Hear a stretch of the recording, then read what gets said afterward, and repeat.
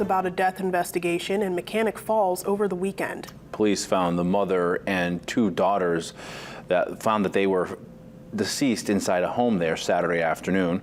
Following an autopsy, authorities say the girls, 7-year-old Hope West and 11-year-old Harmony West, were victims of homicide. The mother, 37-year-old Jennifer Barney, died as a result of suicide. The three bodies were found after police responded to their Highland Avenue home to check on a U-Haul truck that had been reported stolen.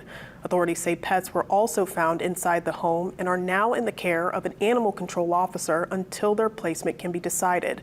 As is standard protocol, the Maine State Police Major Crimes Unit is investigating.